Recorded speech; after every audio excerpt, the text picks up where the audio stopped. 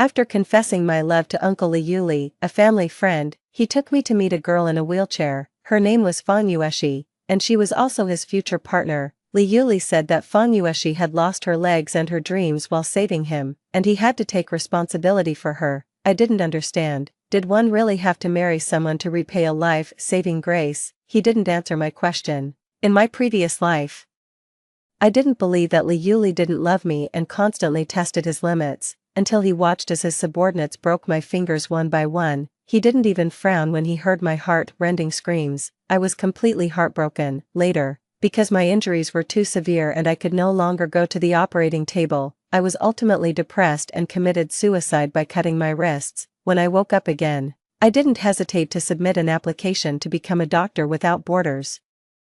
I stepped back from the position of his little niece. When the application was approved, I finally let out a sigh of relief. My fingertips trembled uncontrollably, and my eyes were red, but I didn't even notice. No one knew that I had been reborn. I was 21 years old. At the moment before I was about to confess my love to Liuli, that day, I was wearing a dress he had custom made for me at great expense, and I had booked the most luxurious hotel in Jingbei. I invited many friends to witness the beginning of our love. Since I could remember, Liuli had been by my side. My parents were doctors without borders, and their whereabouts were uncertain. I saw them only a few times a year. Liuli had accompanied me through almost the first half of my life, the happy times and the unhappy times. People in the circle had tacitly agreed that I was Liuli's child bride in waiting. In my previous life, several of my close friends gave me a lot of ideas when they knew I was going to confess, which made my face turn red. I was secretly looking forward to it in my heart, but no one expected that Liuli would reject me. Just like in my previous life, Liuli seemed to have already guessed what I was going to do. His brows were slightly furrowed, and he was rubbing his 2 fingers, brewing words to reject me. The emotions in the bottom of his eyes were unclear. At that time, I thought Liuli was just worried that I was younger than him and couldn't distinguish between love and affection, so I smiled and said, "Uncle, I like you. My heart beats uncontrollably faster when I see you. When I can't see you, I miss you crazily. It's an emotion that I can't suppress no matter what. I'm very sure that my feelings for you are love." The others also joined in the jeer, and it ended up in a hasty conclusion. And that day, I was still smiling. But the smile didn't reach my eyes. Just as he was about to speak, I took a step ahead. "Uncle, the research project that I worked on for a year was completed last week. I'm very happy, so I want to celebrate." Liuli was stunned on the spot. My friends also looked at each other in dismay. When they were about to speak, I glanced at them indifferently. Only then did they smile awkwardly and silently put the banner that read, "Say yes, say yes," behind them. A confession ended without a result. After the event, Liuli was smoking in the corridor with his friend. He leaned against the wall, and his slender, boned hands played with a gold-embossed lighter. The flame flickered on and off. His friend teased with a smile, "With this commotion today, I thought Seria was going to confess her love to you. I didn't expect it to be a false alarm." Liuli closed his eyes slightly, with a faint smile on his lips. "A little girl's thoughts. Don't guess randomly. I have no other intentions towards Jinue. Taking care of her is just because of the friendship with her family." His friend didn't believe it. "You're just too close to the situation to see clearly. Look at the way your little girl looks at you. Do you think we're stupid? If you were really innocent, why did you go and warn that little boy when he confessed his love to your little girl? You even pretended to be her boyfriend." Liuli didn't say anything. I didn't listen anymore either and withdrew into the darkness. In my previous life, Liuli was like this. His kindness to me had long crossed the line, yet he just refused to admit it. After returning home, I submitted an application to become a doctor without borders. After my parents died successively in the war zone, I wanted to carry on their legacy. It's just that in my previous life, it ended before it even started. Fortunately, heaven pitied me and gave me a chance to start over, too. I looked at the reporting date, then at the desk calendar next to me. I took out a pen and silently marked the reporting day. Coincidentally, that day was Liuli's birthday. Suddenly, there was a knock on my door. It was Liuli. He was used to knocking twice and then coming in, but this time, there was a girl following him. The girl was in a wheelchair, wearing a white dress. There was not a trace of blood on her face, and her eyes were filled with a faint melancholy. She looked extremely delicate. "Jinue, come here," he said to me. I didn't move. I just glanced at the girl. She was Fanyueshi, I thought that without my confession, Yuli wouldn't bring her in front of me, but I didn't expect that what was supposed to happen would still happen. Jinue. Yuli frowned and called me again. Yueshi saw that I had a cold expression. She lowered her eyes and said in a very soft voice, Yuli, it's okay. It's normal that Miss Shin doesn't like me when we meet for the first time. If she minds my presence, I can go back to the villa in the suburbs. I can't go anywhere without my legs. It doesn't matter where I live, I don't have to live here. As she spoke, her eyes were filled with tears, but they didn't fall. She was like a delicate little flower, pretending to be strong. Yuli's frown deepened, and his gaze towards me held a bit of disappointment. Jinue, uncle. You can arrange for whoever you want to live in the villa, you don't actually have to tell me.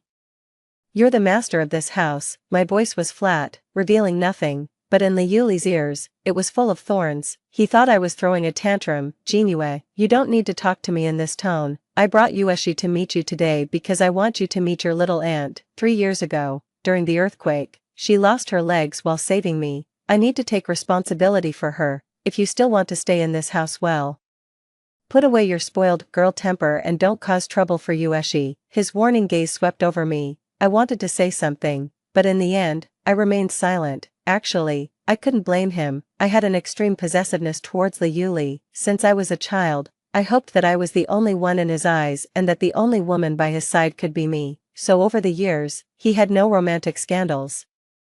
Even if a woman dared to make a false claim, I would deal with her. All his favoritism and exceptions were for me. So in my previous life, when he was going to marry Yueshi, I had a breakdown. Did one really have to marry someone to repay a life-saving grace? I thought about it for a long time. I lost my life. I still couldn't figure it out.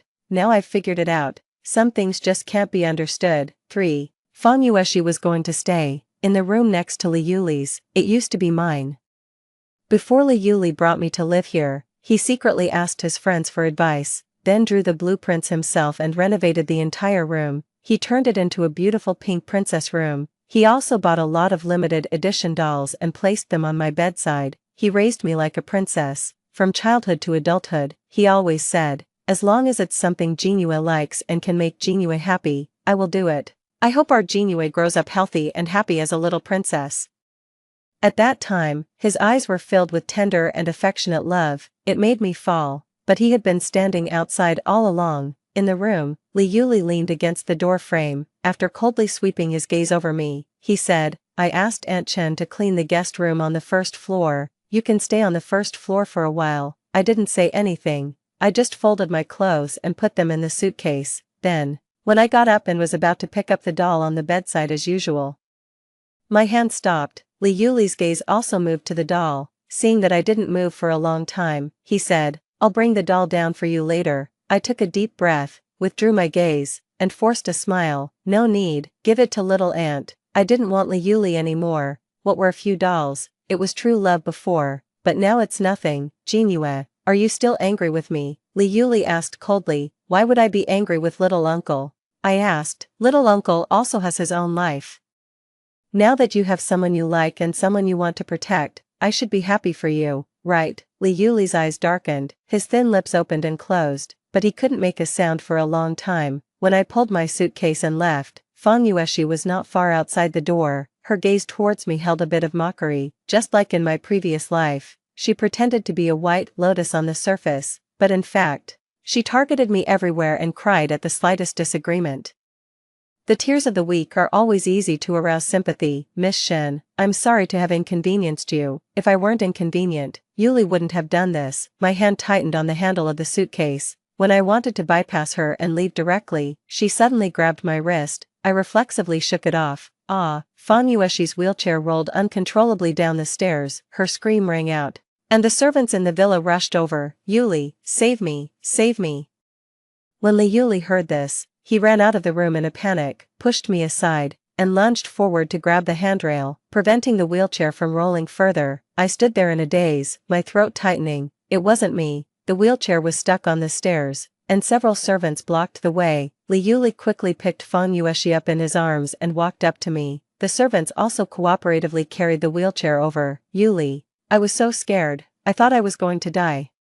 Her eyes were completely red, and the fear in her eyes was real. After Li Yuli soothed Fanyueshi, he looked at me angrily. Shinjinue, are you crazy? If something really happened to Yueshi, you would be suspected of murder. Do you know that? 4. I bit my lower lip, full of grievances, and my nose was sore. I didn't, it wasn't me. She suddenly grabbed my hand, and I just shook it off. When Fanyueshi heard this, she said with a sobbing voice, "It's my fault, Yuli, don't blame Miss Shin. I didn't lock the wheelchair just now, so this happened." "Yueshi, you don't need to speak for Jinue anymore," Li Yuli said coldly. "I know what kind of temper she has. Over the years, she has used petty tricks to drive away all the women who got close to me." I couldn't help but laugh, with tears in the corners of my eyes. "So little uncle, you don't believe me, right? Are you worthy of my trust?" he countered. "Yes, I'm not worthy. Only Fanyueshi is worthy.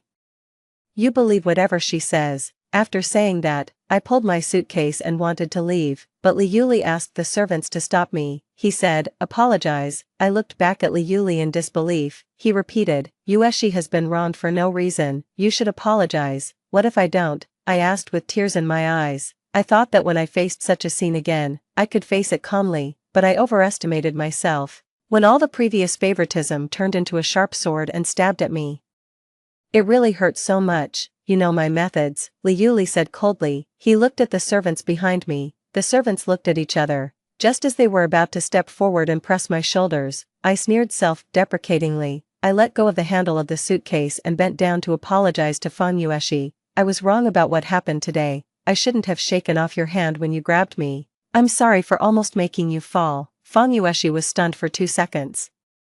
And Li Yuli's expression also became solemn. After I stood up, I looked at Li Yuli. "Little uncle, is it okay now? If not, I can kneel," I said. Li Yuli's eyes were full of complex emotions, and in the end, he didn't say anything. I pulled my suitcase and went downstairs. As soon as I reached the first floor, Aunt Chin said, "Sir is probably in a bad mood today." "Miss, don't be angry with Sir. Over the years, we've all seen how much Sir dotes on you."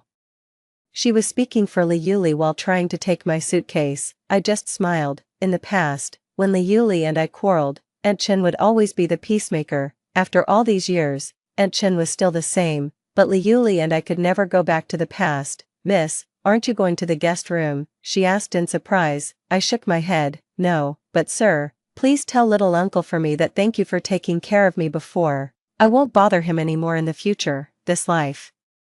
This is enough. I don't want to bear the pain of my previous life again." 5. After Li Yuli settled Fanyueshi, he called Aunt Chen and asked her to bring up the surveillance footage from the corridor just now. When Aunt Chen came, she hesitated to speak. Actually, he believed Shinjinue. Over the years, although she used petty tricks to keep those women away from him, they were all harmless. She knew where the bottom line was.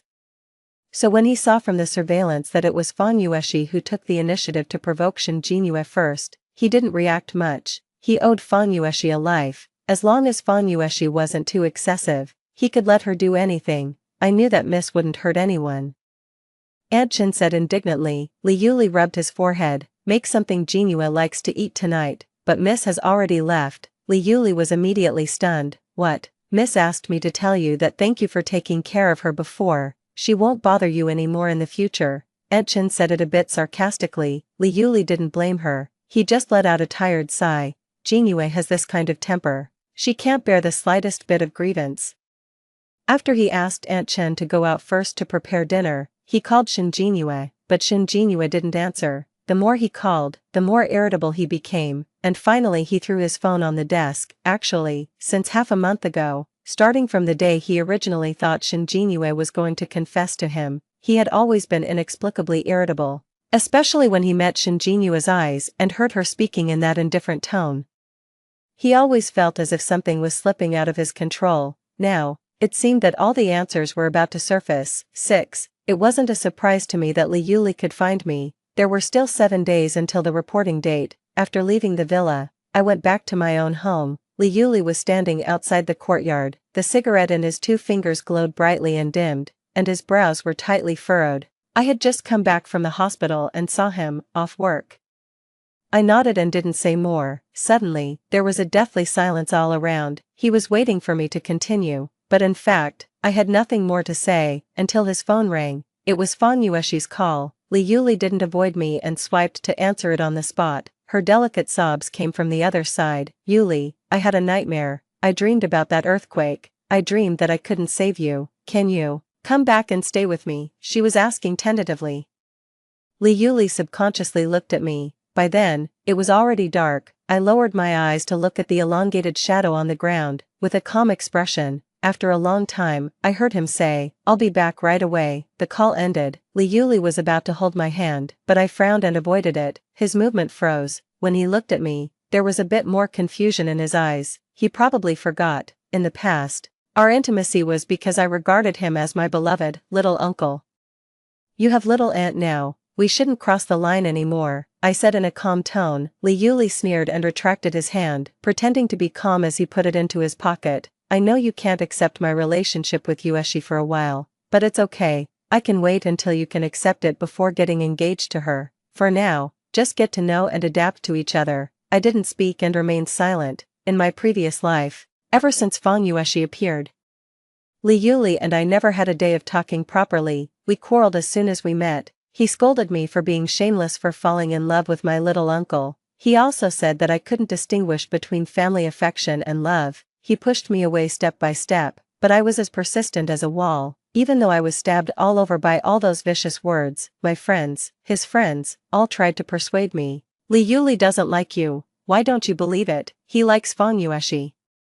Every time, I would cry and say no, that Li Yuli loved me. On my 18th birthday when I became an adult, he thought I was asleep and secretly kissed me. He said he would marry me when I turned 22. I always firmly believed that Li Yuli was only going to marry Fang Yueshi to repay her kindness. Until that day, the Xiao family wanted to take me away at the bar. I had no contact with the Xiao family and didn't understand why they wanted to arrest me. Until the second eldest of the Xiao family said that the old man of the Xiao family had a cerebral infarction, I suddenly understood. Li Yuli had said that the people from the Xiao family had looked for me. He said that the Xiao family's hands were dirty and told me to keep my distance from them. But I never knew that the Xiao family was looking for me because of the old man of the Xiao family. They sincerely asked me to perform the surgery. I cried and refused to leave. My pale knuckles tightly grabbed the corner of Li Yuli's clothes, but he coldly said, let go. He watched indifferently as I was dragged away and as my fingers were broken one by one. He listened to my heart-rending screams. He didn't even frown. At that moment, I finally confirmed that Li Yuli didn't love me. 7. What are you thinking about? Li Yuli's voice sounded, pulling me back from my thoughts. You should have had enough of making a fuss these days. Let's just forget about what happened last time. Jinue, you're not a child anymore. After saying that, he opened the passenger side door and looked at me. I stood still on the spot, with an ugly smile on my face. I suddenly really wanted to ask the Li Yuli from my previous life, why could he be so cruel as to watch me suffer, watch me become depressed and die of depression, even if he didn't love me? I was still the little niece he had raised since childhood. Little uncle. What you said that day was right. Over the years, any woman who appeared around you would be driven away by my petty tricks, so for little aunt's safety, I won't go back. Li Yuli frowned. Shinjinue, little uncle, you know that I like you, right? I calmly interrupted Li Yuli's words. His pupils suddenly shrank. Over the years, I had never hidden my love. As long as one wasn't blind, they could tell. I believe Li Yuli knew it too. Jinue, he looked at me in a dilemma. Don't worry, little uncle, it won't happen again in the future. I was ignorant before and mistook family affection for love, making a lot of jokes. Now I'm cutting my losses in time. I hope little uncle will forgive me. After saying that, I smiled again. Li Yuli was like a soulless person, standing there blankly, as if the few words I had just said were very difficult to understand. He opened his lips, about to speak. The phone in his pocket rang again. In the quiet night, it was extremely harsh. One ring after another. He seemed to still be in a daze, but I had already taken 2 steps back and turned to leave. 8. Li Yuli looked at Shinjinue's gradually blurring back and suddenly felt a bit lost. He habitually took out the cigarette case from his pocket and lit another cigarette. After taking a big puff, he came back to his senses a little. He looked up. The light in the room on the 2nd floor of the villa had already been turned on, and Shinjinue's figure was reflected on the curtain.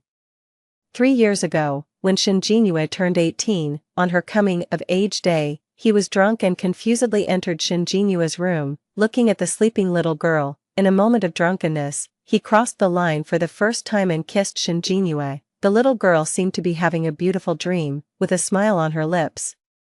His family had been friends with the Shin family for generations. He was 7 years older than Shinjinue, from childhood to adulthood. Although he had tacitly allowed Shinjinue's overstepping, he had always reminded her not to confuse family affection with love, and not to mistake dependence for love. Shinjinue didn't love him, and neither did he. He let Shinjinue consider herself his child bride in waiting. One reason was to drive away those clueless young men, and the other was to reduce the romantic scandals around him. One Shinjinue was already enough to give him a headache, but when he saw similar examples around him that didn't end well, he backed down. A relationship that had changed its nature couldn't go back to the starting point. It was better not to start. After he sobered up, he went on a business trip to Hong Kong City the next day, but he didn't expect to encounter an earthquake. He was saved by a girl of the same age as him after surviving the disaster. The little girl was a dancer. Because of him, she lost her legs and her dreams. Guilt and self-blame haunted him. With his financial resources, it wasn't difficult to support another girl. He had been supporting her for 3 years, except for his assistant. No one knew about this. The reason was simple. He was afraid that Shinjinue would make a fuss and look for trouble with Fanyueshi. This time, he brought Fanyueshi back to Jingbei. One reason was to fulfill his promise to marry her, and the other was that he knew Shinjinue was going to confess to him. He wanted Shinjinue to know when to give up. They shouldn't have crossed the line and had no future, but now, Shinjinue had backed down, but he started to regret it. 9. When Liuli returned to the villa, Fanyueshi was sitting in the living room waiting for him. She was dressed thinly. The night in Jingbei was extremely cold. After waiting all night, her hands were already icy cold. Why didn't you go back to your room? Liuli asked with a frown. Fanyueshi pursed her lips and lowered her eyes to look at her phone. I called you many times, but you didn't answer. I was very worried about you, Ueshi. Liuli walked to the side of the sofa and sat down. His eyes were looking straight at Fanyueshi, without a trace of warmth. She looked up. Jinue was raised by me. She has been with me all these years.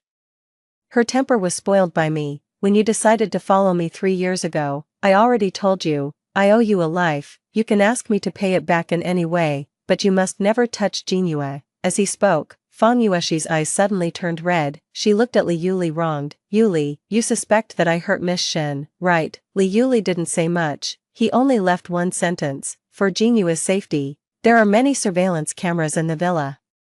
Fanyueshi was stunned on the spot and didn't react for a long time. She thought that Liuli had clearly stood by her side that day and believed her. She didn't expect that her petty tricks had long been seen through. After Liuli went upstairs, he didn't return to his own room. Instead, he went to Shinjinue's previous room. After Fanyueshi moved in, everything in Shinjinue's room had changed. Those dolls that Shinjinue had once cherished were all put away, and the beautiful and lovely decorations had all been replaced with simple hanging ornaments. Aunt Chen, Liuli called Aunt Chen in. Aunt Chen came over quickly. Seeing Liuli sitting at the desk, she asked, Sir, what's wrong? He was about to speak when his eyes accidentally fell on the desk calendar in the gap of the desk. He bent down and picked it up. When he saw that the 28th on the desk calendar was circled with a black marker, he was stunned.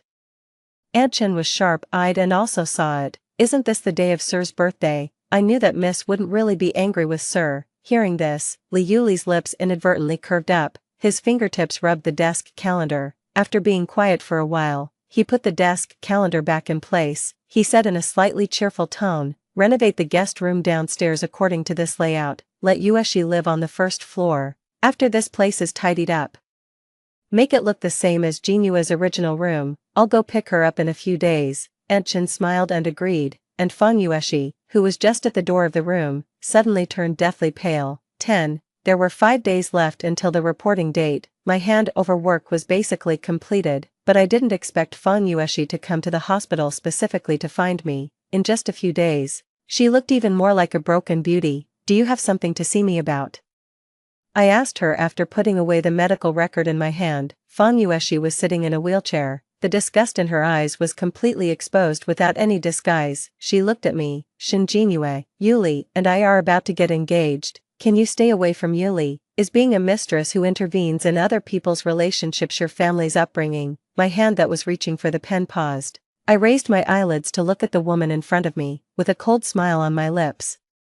Miss Fong, you'd better watch your mouth, watch my mouth, you should do things cleanly first, Shinjinue, don't think I don't know, everyone knows that you like Liu Li, you moved out of the Li family now just to play hard to get, let me tell you, Liu Li doesn't like you, he will never like you in this life, he can't like his own little niece. Fang Yueshi became more and more excited as she spoke, I couldn't help but laugh scornfully. In my previous life, Fang Yueshi and I hardly ever spent time alone. I knew she wasn't a good person, she, like me, would stop at nothing for the person she loved. The calculation in her eyes and the tricks she played were things I had long been tired of in my previous life, but at that time, I forgot. Only when one is about to lose something can one desperately try every means to hold on to it. In my previous life, with just a few words of provocation from her, even though I fought with her until I was black and blue, Liu Li remained unmoved, and in this life, I haven't done anything, but it made Liu Li willingly change. These days, Liu Li would send me messages from time to time. He told me that my room was still mine, exactly the same, nothing had changed, just like when I left, and just like before. He regularly ordered afternoon tea for me without fail. You say, does Liu Li love me? No. I also knew about the surveillance cameras in the villa. With Liu Li's character, he wouldn't not check. But he checked and had no reaction. It could only mean that he tacitly approved of Fang Yueshi bullying me. The current change was just because he wasn't used to my leaving, nothing more. After a long silence, I said, I can't like him anymore either. Fang Yueshi was suddenly stunned. Her originally excited emotions gradually calmed down. What did you say? I admit that the Liu Li in the past was very good. Since I was a child, whenever I was wronged, he would stand up for me. He was afraid that I would cry and be unhappy. Besides my parents, he was the best person to me in the world, so it was only natural for me to fall in love with him. But that day, when he saw me crying and still forced me to apologize to you, I no longer liked him. Fang Yueshi seemed a bit dazed, looking at me with red-rimmed eyes. Just because of this? I nodded. Just because of this. If the person I like is willing to make me cry and be wronged, then he's not the person worthy of my love. Before Fang Yueshi left that day, she asked me again, no matter what Liu Li does, you won't like him anymore, right? I replied, yes, even if he died for me, I wouldn't like him anymore. 11. The night before the reporting date, just as I was about to board the plane, Liu Li sent me a message, I'll come pick you up later. I didn't reply. The other side was still showing typing and there was no follow-up for a long time. Just as I was about to put away my phone, Liu Li's voice call popped up. His voice was a bit relaxed and cheerful. Jinue, I'll come pick you up later. There might be some traffic. I didn't answer. He was indeed on the way. The honking from the road came over. At this moment, the boarding announcement sounded again. The breathing on the other end of the line clearly stalled. After a 2-second pause, he asked softly, Jinue, are you at the airport? Yeah, why are you at the airport? Are you going on a business trip? Why didn't you tell me? Did you forget that tomorrow is my little uncle? I interrupted Liu Li in a flat tone. He fell silent. I added, I'm going to follow the path my parents once walked. I don't know when I'll be back. Thank you for taking care of me all these years, little uncle. After being reborn, I thought about taking revenge on Liu Li, making him feel the pain of having his fingers broken. I also thought about dragging those who hurt me to die together. But my life is so long, why should I be limited to love and hatred? Liu Li once treated me wholeheartedly, that was true, let's just call it even. So now, I neither love nor hate him. Why is this so sudden? After a long while, he asked me. I didn't answer. Then he said, Jinue, if this is because of Yueshi, I can explain, I can make her leave, but you can't leave. His tone was urgent, and the car horn was also very harsh. Jinue, can you wait for me? Wait for me. I'll be there right away. No, it's too late. I smiled softly and then hung up the phone. After turning off my phone, the haze that had been pressing on my heart finally dissipated. Finally, everything came to an end. 12. Liu Li looked at the hung-up phone and kept dialing. In the end, he only got the cold mechanical voice. Shin Jinue had turned off her phone. At this moment, he was more sober than ever. Shin Jinue really didn't want him anymore. When he realized this fact, he lost control and punched the steering wheel. He violently loosened his tie. His heart ached as if he was suffocating, and even gasping for breath couldn't relieve the pain. Just as he was about to call his assistant to check Shinjinua's flight, Fanyueshi's call came in again. Her voice was full of sobs. And she was begging him not to make her leave. These days, he had thought through a lot of things. Saving a life didn't necessarily mean having to marry the person. He could give Fanyueshi enough money to ensure that she had a care-free life. He could give her whatever she wanted, except his heart.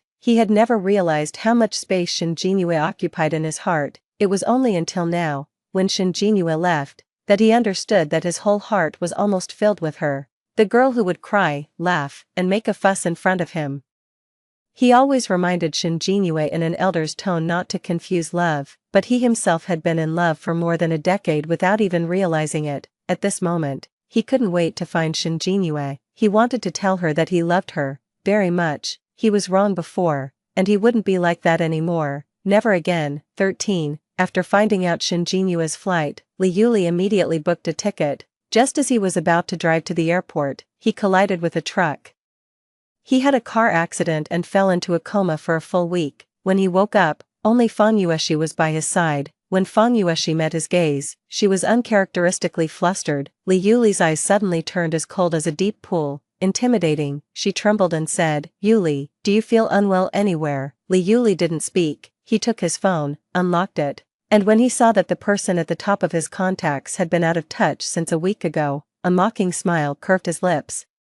His eyes became inexplicably empty. When he was in a coma, he had a very long dream. He dreamed that after Shinjinue confessed to him, he brought Fanyueshi home and told her that this was her little aunt. He dreamed that Shinjinue quarreled with him again and again, saying that she loved him, and fought wits with Fanyueshi. Then he saw Shinjinue being dragged away from the bar, crying in a sorry state and asking him for help. Her fingers were broken one by one in front of his eyes.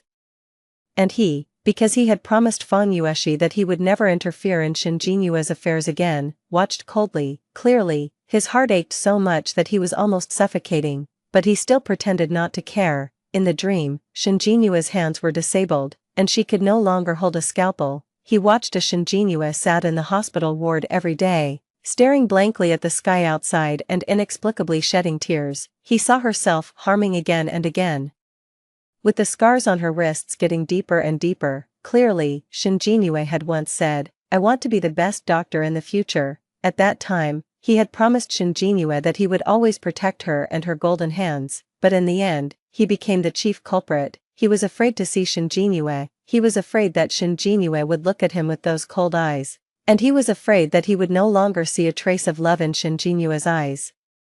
He regretted it after Shinjinue's first suicide attempt, but he also knew that they could never go back. Shinjinue died at the age of 25, and he finally didn't marry Fanyueshi. Even when Fanyueshi threatened him with her life, he remained unmoved. He insisted on marrying Shinjinue, even though everyone was scolding him. "How shameless, you forced your little niece to death and still want to marry her." He didn't hesitate. Their wedding was grand, but there were no guests. He held Shinjinue's ashes and completed the wedding. Finally, he also committed suicide at the wedding. 14. 3 months later, I was stunned when Li Yuli found me. I had just come out of the ward and looked up to see him. He had lost a lot of weight. The suit that used to fit him well now couldn't even hold up on his skinny body. His face was deathly pale as he forced a smile. I slightly frowned and kept my distance from him. "Have you been doing well recently?" He greeted me awkwardly. I nodded. I had heard more or less about Li Yuli's affairs. The day I went abroad, he had a car accident. After waking up from the accident, he wanted to send Fanyueshi back to Hong Kong City and broke off the engagement with her. Fanyueshi disagreed and made a big scene with him. Li Yuli still didn't back down. Fanyueshi was so angry that she stole the Li family's business secrets and sold them to 2 or 3 of his competitors. Overnight, he was attacked from both sides. The Li family's stock was in turmoil, the capital chain was broken, and the projects were suspended. It took him 3 months of non-stop work to barely stabilize the situation. Fanyueshi was sued by him and sentenced to 5 years.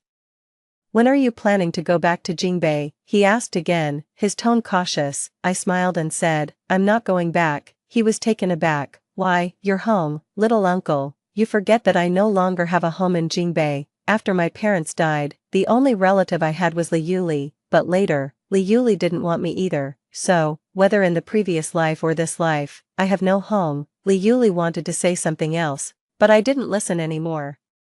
I followed the stretcher that had just come in and rushed into the operating room. 5 hours had passed when I came out. I thought he should have left long ago. Unexpectedly, Liuli was still standing there, stubbornly waiting for me. His eyes were filled with complex emotions that were hard to understand. I didn't understand, nor did I know what he wanted to do, until he followed me to the downstairs of the dormitory and asked me, "Did it hurt a lot when your fingers were broken?" Suddenly, I stopped in my tracks, and my 5 fingers subconsciously tightened. He looked at my back, and his voice was faintly nasal. I just said, "Why did my Jinue suddenly stop liking me?" "I'm sorry, Jinue, I was wrong. I thought I didn't love you, but Halfway through his words, he choked up, he covered his eyes, and tears overflowed from between his fingers. His shoulders kept shaking, as if in extreme pain. I was just too scared. I was afraid that if we started, we wouldn't have a good ending. I was afraid that in the end, we wouldn't have any relationship at all. I thought Fanyueshi's appearance would only break your thoughts about me. I didn't expect that it would turn out like this in the end. I'm sorry, you've suffered so much and been brave for so many years." The more he spoke, the more painful he became. He slowly approached me carefully. When he tried to hold my hand, I avoided it and then turned around to look at Liuli. "There's no need to dwell on it. Is there? I have a new life, and Liuli will have one in the future. It's just that we won't have any intersection anymore, little uncle. People always have to move forward." After saying that, the last glimmer of light in Liuli's eyes was completely extinguished. "Jinue," he forced a bitter smile. "I'm sorry, goodbye, little uncle." 15. After Shinjinue said the last word, she turned around and left without hesitation. Liuli habitually took out the cigarette case from his pocket. His hands were shaking as he took out a cigarette and tried to light it, but the lighter just wouldn't work. The wind on the border was so strong, the sand blew into his eyes, and it hurt so much that he couldn't stop the tears from flowing. If he could have been brave once, if he could have been reckless for Shinjinue once without considering the consequences, would there not be such an ending? At least he would have had something. If they couldn't reach the end, it would be that they had no fate, but he wasn't even willing to pay the cost of trial and error. After Shinjinue returned to the dormitory, she walked to the balcony. Coincidentally, he looked up. She seemed to feel his gaze. She lowered her head, and when their eyes met, she smiled calmly, took in all the clothes, and then closed the balcony door again. Her movements were smooth, without a trace of reluctance. At this moment, he really realized that he had been completely blacklisted by Shinjinue. She wouldn't be attracted to him anymore. Thinking of this, he vomited a large pool of blood and fainted downstairs of her dormitory. 16. That day, I was wearing a dress he had custom-made for me at great expense, and I had booked the most luxurious hotel in Jingbei. The next time I heard news about Liuli was 3 years later. He had lung cancer, at an advanced stage, on his deathbed. He hoped that I could go and see him one last time. I looked at my fully scheduled surgeries and regretfully refused. A friend said, "Before he died, Liuli notarized all his property and put it under your name. He was really infatuated with you. Why did you two end up like this?" I just smiled. At that time, I also wanted to ask why we ended up like this. Now when I think about it, none of it matters anymore. People have their own fates when they're alive, and the same when they're dead.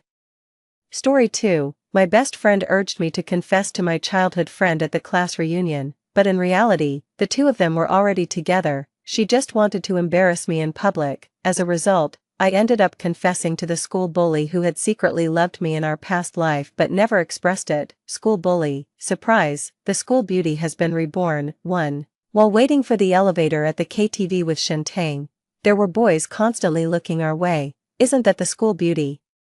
When Xiao, she looks even prettier in person. She must be a goddess, right? I dream of having a girlfriend like her. I really want to ask for her contact info, but she's too beautiful. I don't dare. Shintang stood next to me with a poker face, but the fist hidden in his sleeve was clenched tightly. Suddenly, I realized that she must have been dissatisfied with me for a long time. It wasn't until she saw a familiar figure that Shintang excitedly called out, "Gu Xian, over here." "Here I come, Tang Tang." Gu Xian hastened his steps with a smile. As he approached, I discreetly stepped back 2 paces without making a sound. I didn't even glance at him. Gu Xian paused slightly. Normally, without him saying anything, I would have gone up to him. Despite his obvious impatience with me, "Gu Xian, Xiao Xiao has something to say to you tonight." "Right, Xiao Xiao." Shintang nudged me with her elbow, signaling me to speak, but I pushed her hand away instead. I know Guxian. I turned my head to look the other way. 3 boys were walking over. Sunge also came tonight. Sunge, your new sports car is really cool. When can I drive it? Our Sunge just woke up and doesn't want to talk. He didn't plan to come. But he must have received some news. Hee. My gaze then fell on the boy called Sunge. He looked like he had just woken up, his black hair messy over his forehead, one hand casually pocketed, the other idly twirling a car key. Only when our eyes met did his body stiffen momentarily, his eyes slowly lifting, but he quickly avoided my gaze. Zhu Xuanran, good evening, I initiated. The people around us were somewhat surprised. School bully Zhu Xuanran and school beauty Wen Qiao seemed to have never interacted before. Could it be they knew each other? Zhu Xuanran also paused, his voice hoarse as he slowly said, yeah, good evening. The 2 boys beside him exchanged meaningful looks, tilting their heads to the side and snickering secretly. Wen Qiao, Guxian looked at me with that impatient demeanor, as if it were his right. When did you get to know Zhu Xuanran? As if to lecture me as before, but this time I wouldn't comply. I rolled my eyes. What's it to you? Guxian pursed his lips as he looked at me, his eyes deep. Qiao, how can you talk like that? Shintang was the first to come out in defense of Guxian. Guxian is looking out for you. He doesn't want you to associate with that kind of person. Why are you so aggressive? What kind of person? I stared at her. Someone who acts one way to your face but another behind your back. Or someone full of lies and deceit. Don't get me wrong, I'm talking about you. Guxian and I were childhood friends, and after becoming best friends with Shintang, I naturally introduced him to her. Despite knowing my feelings for Guxian, she flirted with him behind my back while persuading me to pursue him. Even though I felt Guxian's inexplicably cold and annoyed attitude towards me, I never imagined it would be the doing of my so-called best friend. Shintang didn't expect me to defend Zhu Xuanran. She hurriedly tried to pull me aside to remind me not to forget to confess to Guxian, but I swiftly withdrew my arm from her grasp. Shintang, caught off guard by her own excessive force, nearly fell, but Guxian quickly caught her with concern. This time, his gaze was so intense, it was as if he wanted to tear me apart. Wen Qiao, what are you doing? Apologize to Tang Tang, he demanded, his voice harsh and loud enough to draw the attention of those around us. He glared at me fiercely. Advancing step by step, I found myself retreating under his pressure, but in the next second, I backed into a firm chest, a pleasant scent of sandalwood enveloping me. Instinctively, I turned, my forehead bumping against the nose of a young man. He steadied me by the arms, directing me to face Guxian, his palms broad and warm. Zhu Xuanran spoke indifferently, pausing between each word, such a fierce voice, just like my dog at home. He was standing up for me, too. I remember in my previous life at this time, I was reduced to tears by Guxian, secretly turning away to wipe them. Zhu Xuanran was idly chatting with his buddies not far away, yet his eyes remained fixed on me, his brows were furrowed tightly, his hand pressed against the wall, veins bulging. That night ended with me being humiliated and rejected by Guxian, crying as I ran back to the dorm. The next day, I heard from classmates that Guxian had been severely beaten the night before and was hospitalized. It seems it was this young master who had acted. Brother Sun, don't say that, your Tibetan Mastiff looks much more spirited than this guy. I can attest to that, and it's worth much more too, said Zhu Xuanran's follower, swaying over and quickly drawing the attention of everyone around. The elevator doors were open, but no one dared to enter. What, looking for a fight? Guxian asked coldly. No. No, Zhu Xuanran corrected, a fight implies both sides are equal, but I can crush you single-handedly. I believed Zhu Xuanran was not exaggerating. With that in mind, I politely stepped aside. Mr. Zhu, after you. Guxian, come on, we're all classmates here, it's all a misunderstanding. Shintang, frightened, quickly pushed Guxian toward the stairwell. She didn't forget to signal to me. Qiao, don't be temperamental, remember why we came here tonight. I really wanted to slap her. In my previous life, influenced by Shintang, I confessed to Guxian and was publicly rejected. He then took Shintang's hand and announced their relationship, branding me as the other woman. Overnight, I went from the envied school beauty to a laughingstock and object of ridicule. Later, I developed depression and dropped out of school. During my illness, I often received anonymous encouraging letters. The handwriting was neat, with just a few simple words: keep going, someone is always here. Each letter came with a blue bellflower. Only after my accidental death did I discover that all those letters and flowers were from Zhu Xuanran, the boy who used to blush every time he saw me, whom I had never noticed before. Thinking of the past life, emotions welled up, causing my shoulders to tremble slightly. Zhu Xuanran seemed to sense my distress, hesitantly calling out my name. Wen Xiao. His tone sounded ordinary, but I detected an unprecedented tenderness. I snapped back to reality. The elevator is here. I nodded and immediately walked towards the elevator. Be careful. I didn't notice the elevator doors were closing when Zhu Xuanran swiftly moved forward and held the door open for me, while someone exclaimed dramatically nearby. I bumped into the young man's arms, and in that moment, I could hear my heartbeat racing. His hand was still pressed against the door frame. He was facing slightly away from me, his eyebrows slightly furrowed, his nose prominent, and his lips a bright red. I couldn't help but marvel at how someone could remain so fair and have such tender skin despite playing soccer and fighting in all weathers on the playground. Lost in these thoughts, I arrived at the top floor lobby. The classmates who had arrived early had the music blaring, but when they saw Zhu Xuanran's stern face, they quietly turned down the volume. Actually, I don't think Zhu Xuanran was in a bad mood.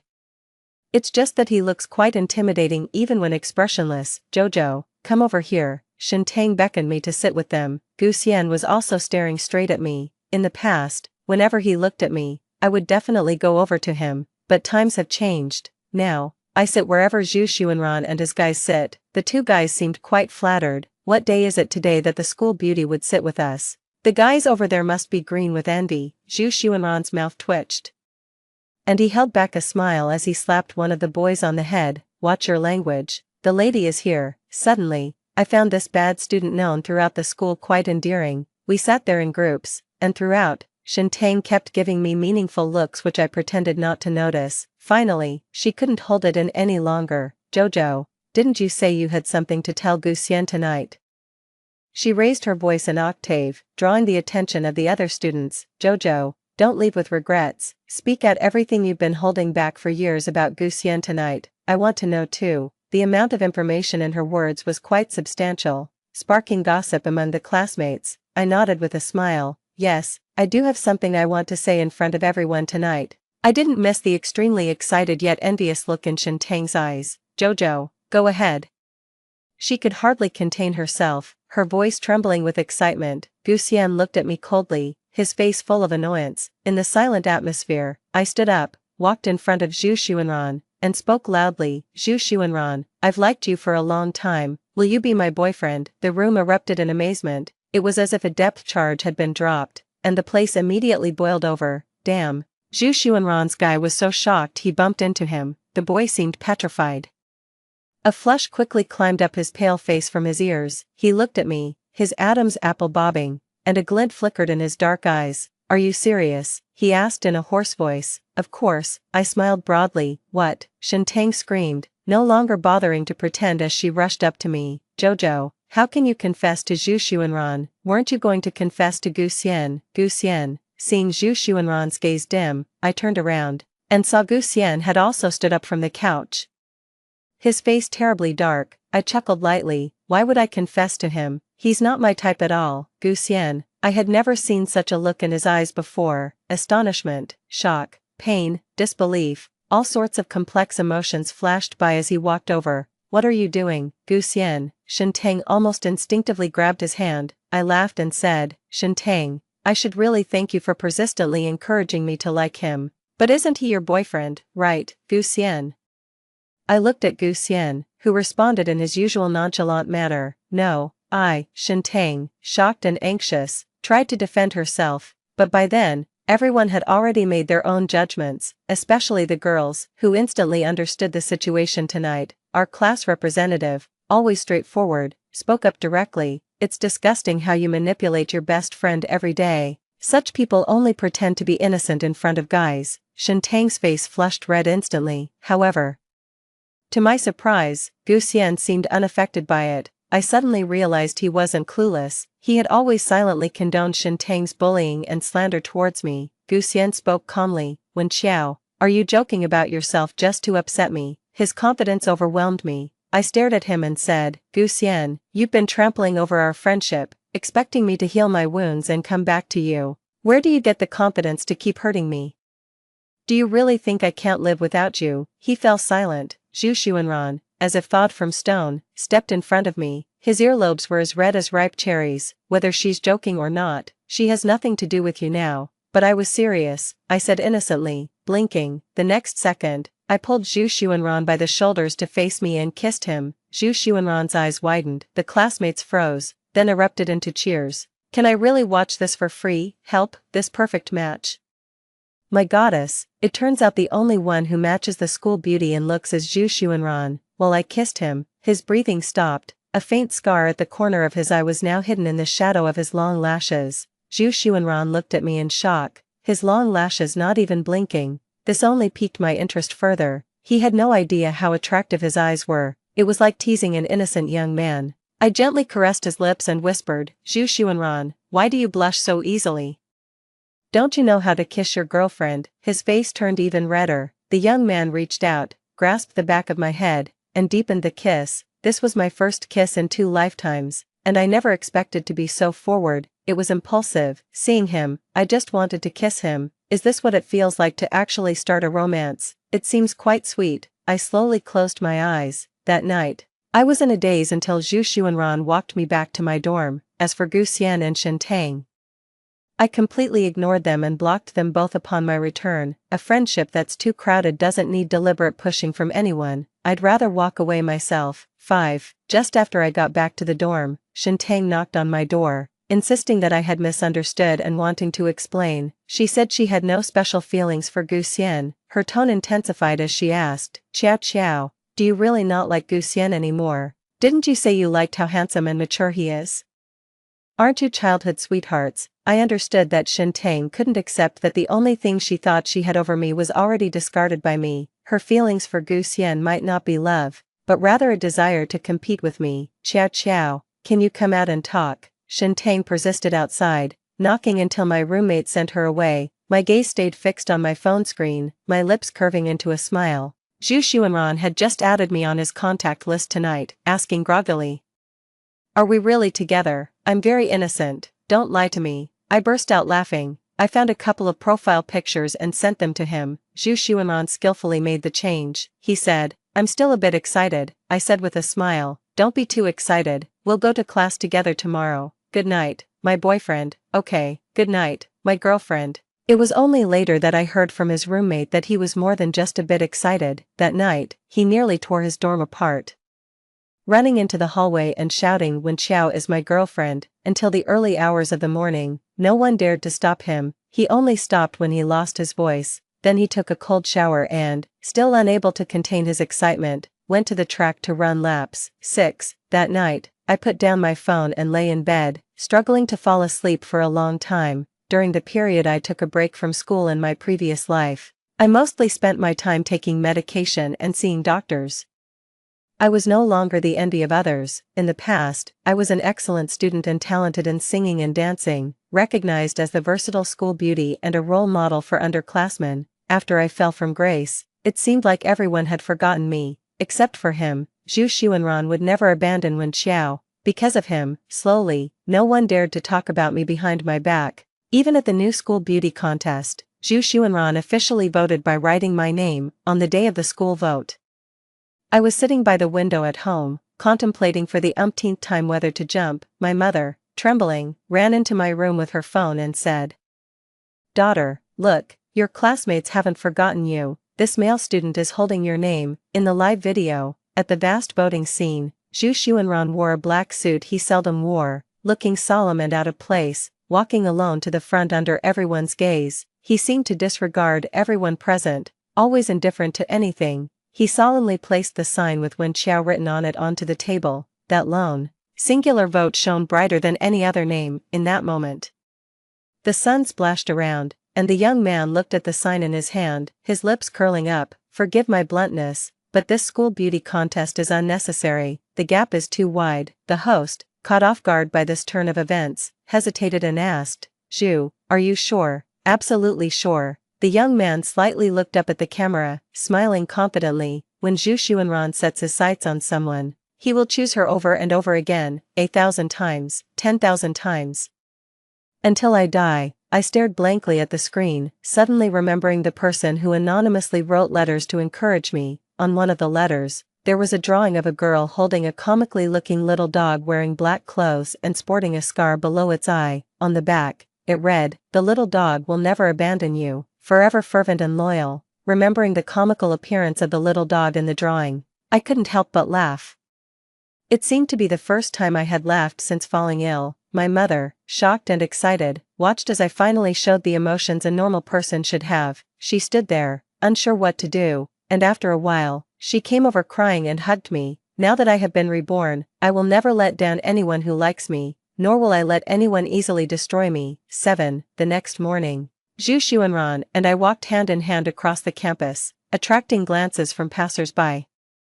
Zhu Xuanran's usually stubborn and rebellious bangs hung down naturally today, complementing his dark, large eyes, giving him a strangely well-behaved look. Suddenly, I really wanted to kiss him. Just then, we passed a child eating a candied haw, his large eyes exceptionally bright and adorable. I was instantly captivated. I shyly pointed at him and said to Zhu Xuanran, "Look, I want one like that too. I want to have a child like that with you." I didn't have the courage to say the rest.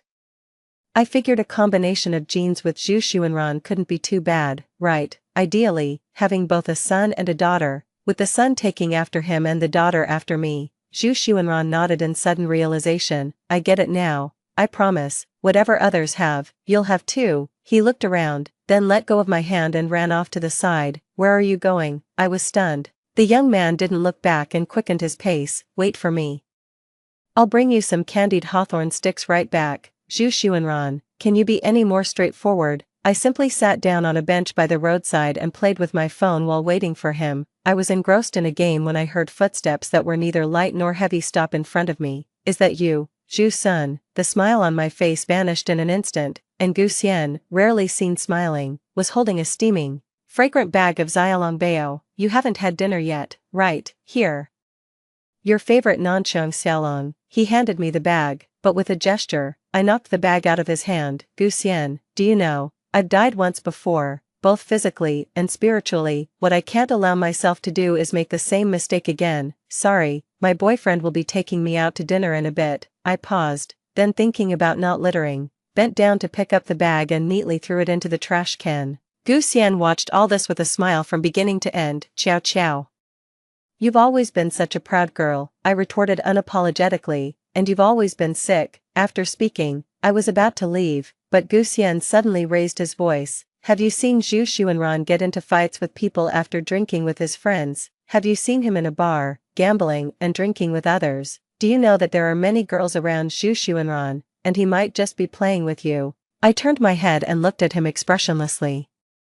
Gu Xian's tone became steadier as he said, "You've never been in touch with Zhu Xuanran before. Wen Xiao, do you really like him? Someone as unreliable as him, worthy of you?" His following words were choked back. I withdrew my hand, and Gu Xian incredulously touched his cheek that had just been struck by me. "You hit me for him?" "Yes." I stared at him fiercely and smiled. "You insult my boyfriend. And I wonder why I didn't finish you off." Surprise and estrangement filled Gu Xian's eyes. "Indeed.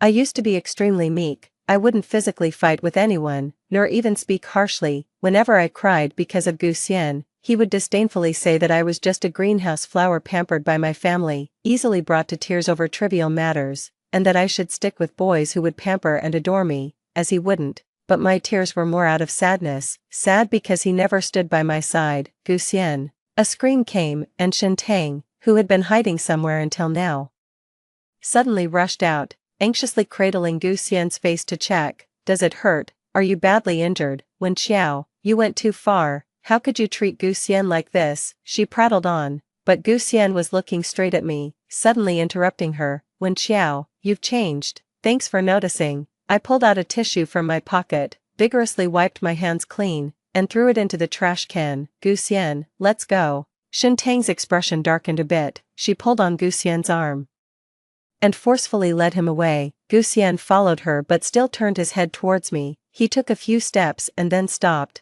his eyes still full of complex emotions. Facing their gaze, I turned away expressionlessly. Beneath the camphor tree up ahead stood a slender figure, a young man holding a skewer of candied hawthorn fruit in his hand. He curved his eyes in a smile at me in the soft light of dawn. My eyes suddenly lit up.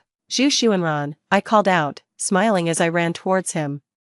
He opened his arms to catch me. I hugged him tightly around his lean waist, secretly thinking how nice it felt to hold him. His arms were long enough to envelop me completely. "Ciao ciao." Zhu Xuanran's voice fell gently and softly on my head. "You really don't have to stand up for me. I never care about what those people say, I know. But I just won't let anyone speak ill of my boyfriend," I whispered, tightening my embrace. Just as countless times before.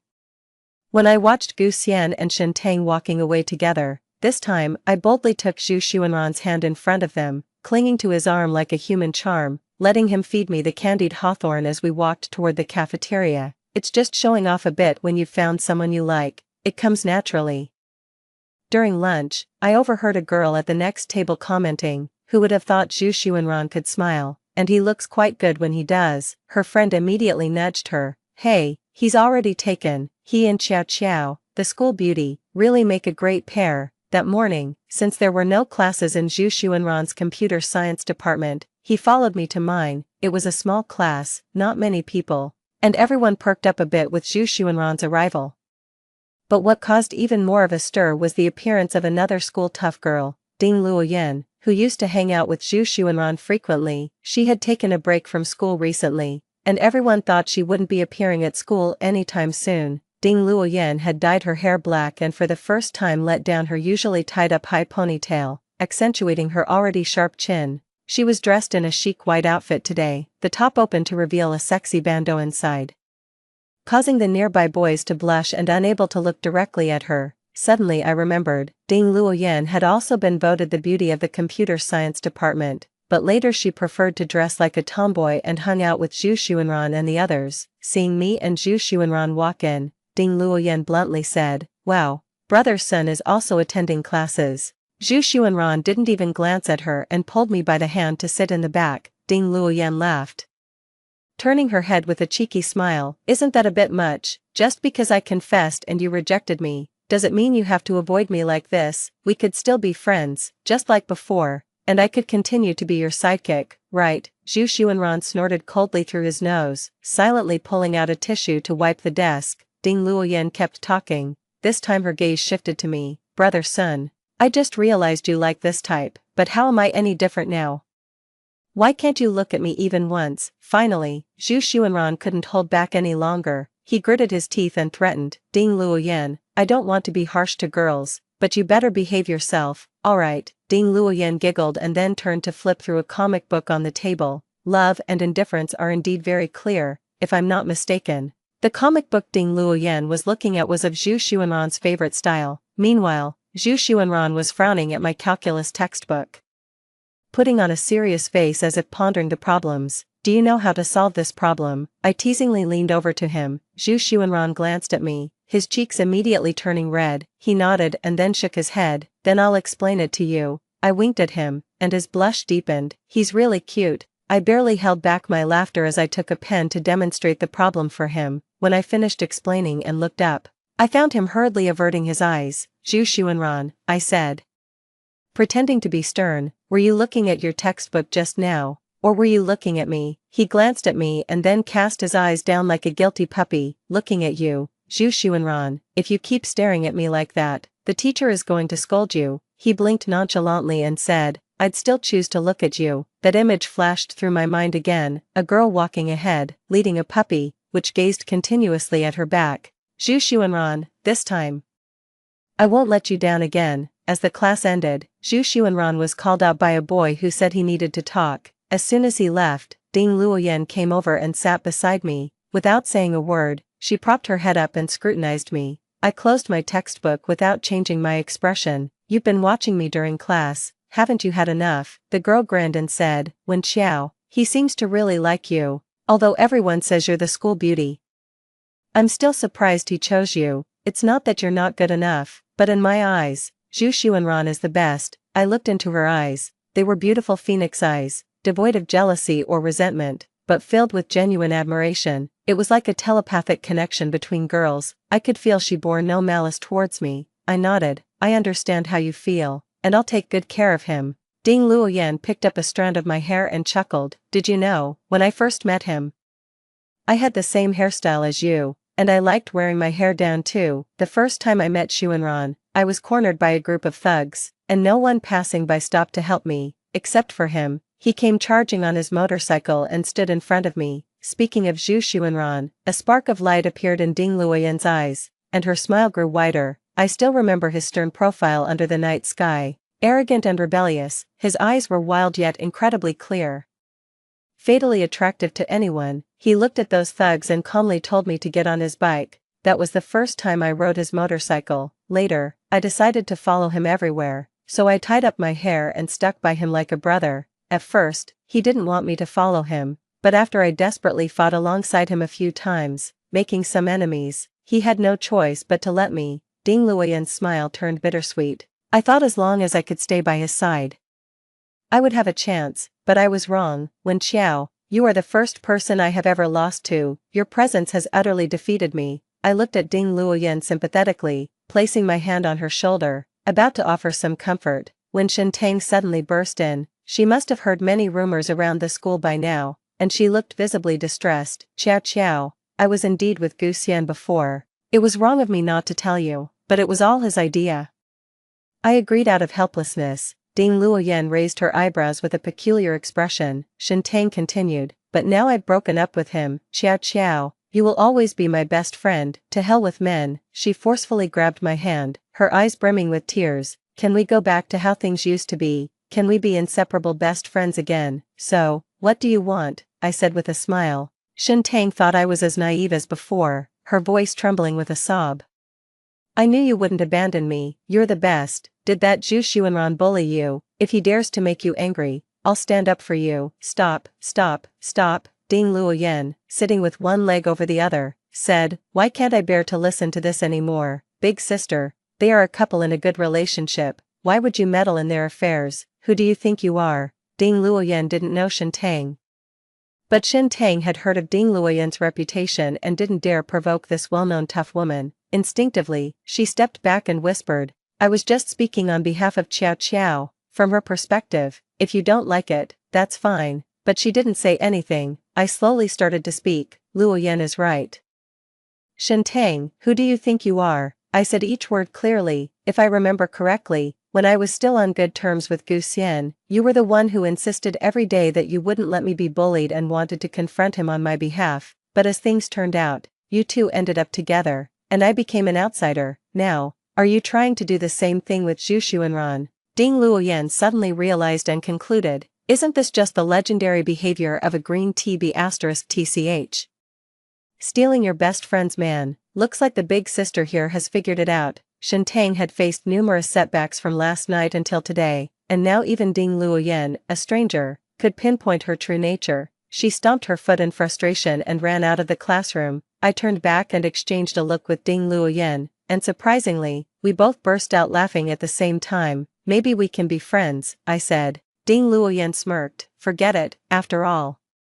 You're my rival in love. I don't want to see either of you again. Today was my last attempt for myself." "Alright, I lost, I accept it." When Zhu Xuanran returned that day, Ding Luoyan had already left the classroom. The comic books she had been flipping through all morning were now quietly lying in the trash can. The page was turned to the first one, with the clumsy but clear handwriting. "Zhu Xuanran, can you please like Ding Luoyan?" 13. From then on, every day felt like I was soaking in a jar of honey. Zhu Xuanran pampered me to the skies, listened to everything I said, and like bewitched, brought me lots of gifts every day, as if wanting to give me everything he considered good. His previously arrogant and domineering demeanor seemed to vanish overnight. Not only did his hairstyle and clothes look like a good student, but he also started smiling more, proudly showing off to his brothers that he had a girlfriend. And he became much more talkative. Those who knew him before could hardly recognize him now, but later, I realized that he hadn't changed his impulsive and adventurous nature. He had just toned down his sharp edges for me. Zhu Xuanran even once gave me the keys to his beloved sports car, which I adamantly refused, because I had already received the best gift he could give me. That was the letters he wrote to me when I was most lonely and helpless, and those beautiful yet lonely blue balloon flowers. In stark contrast were Gu Xian and Shen Tang. Shen Tang had a bad reputation, almost enjoying the treatment I had endured in her previous life, and Gu Xian had become significantly more silent, exuding a repressed aura. Many times, when Zhu Xuanran and I went out hand in hand, we would just happen to run into him perfectly placed, although we didn't greet each other. As we passed by, I could always strongly feel a very intense gaze on me. 14. Time swiftly moved to Christmas Eve, and in my past life, I died on that day. 15. This year's Christmas Eve came with a thick blanket of snow, the moonlight bright, and the ground pure white. My lips were chapped for some reason, and I was so upset that I ignored him for half the day, only agreeing to go out with him in the evening. Zhu Xuanran, learning from TikTok, prepared a big Christmas gift box for me, which contained apples and bright red banknotes. I was amazed at his generosity, yet helpless at his straightforward way of expressing his love. The pedestrian street was bustling, with many couples. The girls' faces were all rosy, their hands tucked into the pockets of the boys holding them. Only the straightforward Zhu Xuanran, with his zipper undone as if he wasn't cold, he took my hand and slipped it into his embrace. "Aren't you cold?" I asked him. Zhu Xuanran chuckled foolishly and said, "Not cold at all. I actually feel quite warm, lately." I had almost forgotten that my boyfriend was once the formidable school tyrant. These days, he always looked blissfully silly, feeding stray cats and dogs, and becoming patient with everything. As we strolled along the street, a commotion suddenly erupted from the crowd. For some reason, the moment I heard the noise, my heart skipped a beat, a bone-deep fear enveloped me, and I shook my head vigorously to clear it. It turned out to be a drunk man who had fallen onto a girl. The girl's boyfriend was furious and wanted to confront him, but the drunk man's friend quickly intervened. The girl loudly claimed it was a misunderstanding and hurriedly pulled her boyfriend away. "Damn idiots." The drunken man stood up, brushed off his hands, and spoke clearly despite his intoxication. Forget it. There are plenty of girls like her around. Come on, let's go to that bar I told you about and drive there." Zhu Xuanran stopped in his tracks and looked over. Darkness filled his eyes, and fine red veins slowly crept across his eyeballs. Chow, wait here. I'm going to buy you some chocolate milk tea," he instructed me earnestly. "There's a police station nearby. Just sit here and wait for me. Don't go anywhere." "Okay, I'll be back soon." I felt something was off but agreed nonetheless. After Zhu Xuanran left, I saw the person I disliked the most. Gu Xian, who usually wore white or light blue shirts, was dressed in black tonight. He stood a few steps away, silently watching me, but I had promised Zhu Xuanran to wait there for him, so I wouldn't leave easily. I shifted my position, sitting with my legs boldly crossed. According to Gu Xian, I could never like a girl who was both unruly and sharp. How ridiculous. Once, because Gu Xian liked light blue shirts, I bought many blue skirts. Ding Luoyan liked Zhu Xuanran whether his hair was tied up or let down. Zhu Xuanran had transformed himself into a well-behaved student for me. Now, Gu Xian wore black, a color he once hated. All for me. Everyone changes for the one they like. But little do they know, love itself is an existence that breaks all norms. There will always be someone whose arrival shatters all your expectations and predictions. They may not be perfect, but the moment they appear, a voice in your heart will say, "It's them." Chow. Can't we go back to how things were before? Gu Xian suddenly spoke. Before Shintang was in the picture, I remember in junior and senior high school, Gu Xian used to give me rides to and from school on his bicycle. He was a man of few words, listening as I chattered away, unmoving even at the funniest moments. Perhaps only the wind knew if he laughed then, because I was always popular at school. He said he hated the feeling of being talked about when walking with me, so we made a pact not to act like we knew each other on campus, and after Shintang came into the picture, he would bring only one milk tea when he met up with me and Shintang waiting for him. It was strawberry flavored, Shintang's favorite. But he forgot, I also loved milk tea, my favorite being chocolate flavored. Gu Xian, what do you think? I said somberly. Is there a need to go back to how things were? Shintang only has eyes for you. She's faking it, I can tell, Gu Xian finally admitted. I couldn't help but scoff. Amusing yourself by letting her torment me, are you? A flicker passed through Gu Xian's eyes. When Xiao, I just wanted you to tone down your brilliance a bit. You're so dazzling that I always feel you won't stay by my side forever. I'm sorry. This was the first time in my life I heard Gu Xian apologize to anyone. Unfortunately, this apology was too late to mean anything.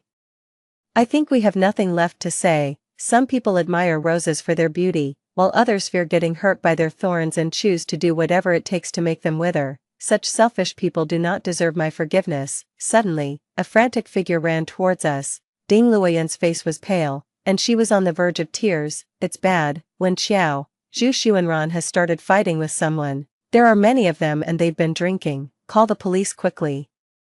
When we arrived at the scene, I saw fragments scattered all over the alley and faint traces of blood. People were strewn about in disarray, and my heart shattered. Nobody go over there. My voice was low. I had never been so calm yet so frantic. Gu Xian and Ding Luoyan were startled by my expression. Gu Xian still wanted to move forward but was sternly stopped by Ding Luoyan. Wen Xiao, you go. If anything feels wrong, call us immediately. The police and ambulance are on their way. I nodded.